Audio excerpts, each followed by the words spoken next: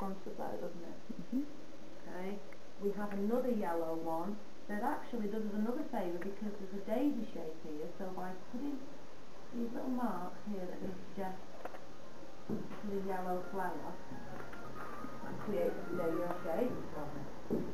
We'll use the yellow to put into centres. I've got a daisy here, centre here. You put your centres in first, it's going to help you enormously to create the shape of the flowers. You can see them starting to emerge now just by putting the centres in. They're not all yellow centres, but just to make life easier we'll put them in as yellow centres. Any more yellow? Little one here. That'll do.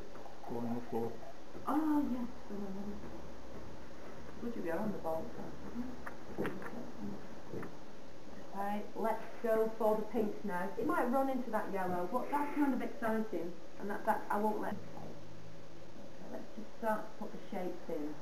You see it kind of bled into the yellow, but it doesn't matter.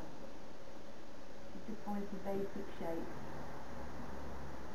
Here, taking it from the centre.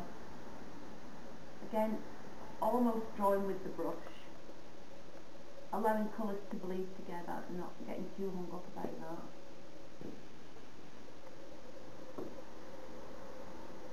You know, the petals are the wrong shape. We're going to put darts around them, so they will tidy the shapes up.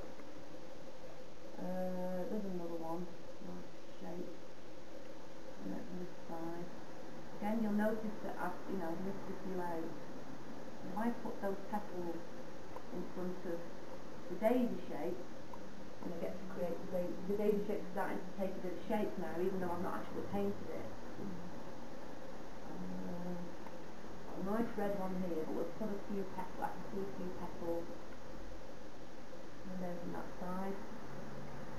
Here's another one.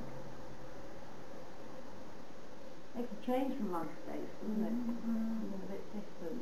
And you can be a bit free with it as well. Using all those juicy colours that you don't often get a chance to use. Okay. The white one at the top I'm going to change to a pink one because I'm not going to put a background in that, so it needs to be a positive shade, doesn't it? We'll have another one here. And we'll have another one.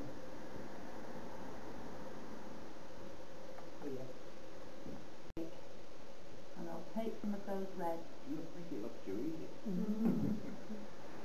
Wait till you see yours. Yeah, wait till you see mine. And you know that's easy. Okay, yeah. Take the red and it'll bleed into the pink, but again, don't let that worry you. Shapes kind of come round, don't they? Look at the brush. I'm suggesting another flower shape. This is a nice one. It's a nice big flower, that one, isn't it? It comes all the way out. Like that. Across in front of that. And then I can take it behind that pink one as well. In there. I've got another red shape here. It is in shadow, but let's put it in shadow later on. Let's create the shape now and make the shadow tone later. Comes up. And again, just flick to the brush, just kind of suggest that. Needs a bit more pink up the top there, doesn't it? This is all part of kind of making it up, not sticking too much to the subject matter and thinking about just the design. So it definitely needs a bit of pink there, just to suggest more flowers. I missed any out, doesn't it? Possibly a bit of pink here, couldn't we? Okay. I think you go like that. I knew you do, and you go. See that with the yellow. Just tapping the brush with your finger.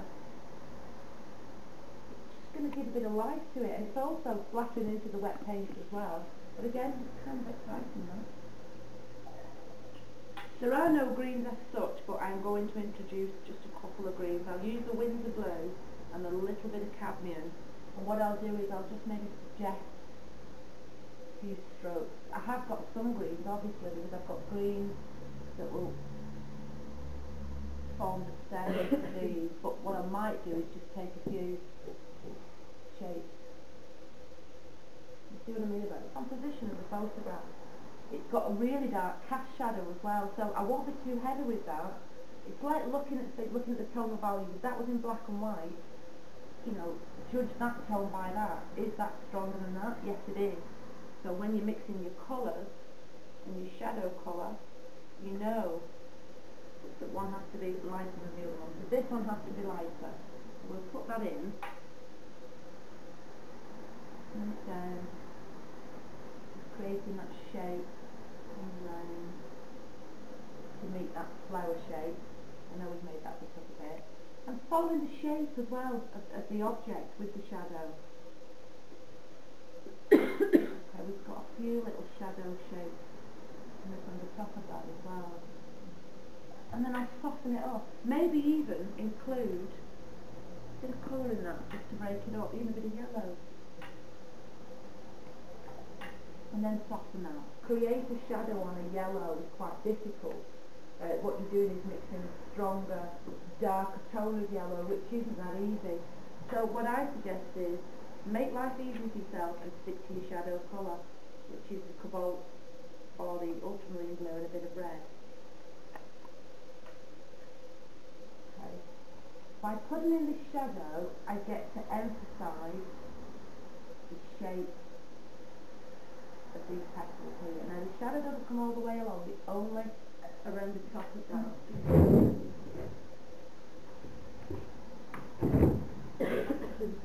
And then I'll soften it and just push it. I don't want to lose the yellow shade, I don't want to dirty that wash. Just give it a slight edge. There's a definite shadow on the daisy itself. It's not totally white, is it? It's got a bit of shadow on that side. Okay. Let's think about the red shadows. I can still use the ultramarine cobalt blue, but what I'll do this time is I'll put a lot more red into that. So I'm mixing a darker red shade instead. I'm painting around this central flower here.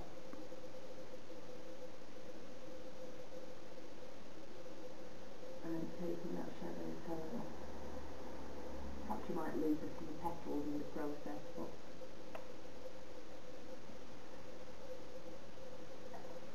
and again, softening and pulling. You don't want it to be a total flat wash, you want to see some of that nice red colour you put underneath. A bit more of the cadmium red now, cobalt blue or ultramarine. This one's a beauty, isn't it? You hardly get to see any of it, but you do get to see the dark tone in the centre. Dark tone inside the shape.